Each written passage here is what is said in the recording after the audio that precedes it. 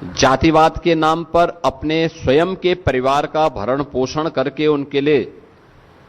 देश को लूटा है। स्वाभाविक रूप से उनके लिए यह एक चुनौती थी और चेतावनी भी, और इसीलिए उन्होंने हमेशा किसी भी ऐसे प्रोग्रेसिव कदम का जो प्रधानमंत्री मोदी जी के नेतृत्व में जब भी उठा है, कांग्रेस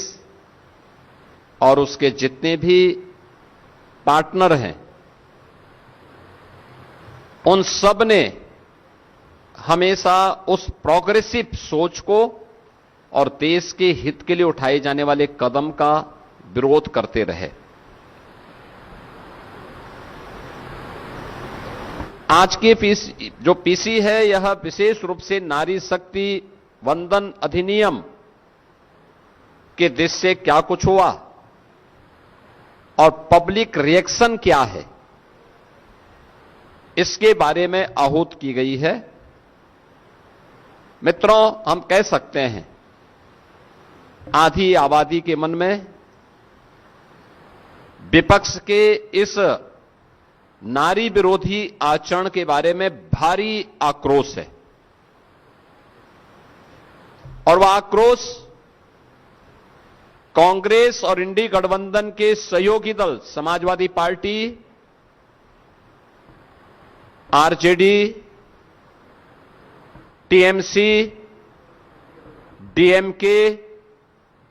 और अन्य उन दलों का जो इस पाप में भागीदार थे, उनके प्रति आधी आबादी के मन में यह आक्रोश आज देखने को मिल रहा है कि कैसे एक और प्रधानमंत्री जी के द्वारा उठाए जाने वाले एक एक समाज के, देश के हित में जो कदम उठाए गए हैं, उन कदमों में कैसे बैरियर के रूप में और उन कदमों को आगे बढ़ने से रोकने के लिए इंडी गठबंधन किस हद तक जाकर के षड्यंत्र करता है। 2023 में नारी शक्ति वंदन अधिनियम पारित हुआ था, लेकिन जब महिला संगठनों, सामाजिक संगठनों ने इस बात की मांग की कि यह अधिनियम 34 की बजाय 29 में लागू हो,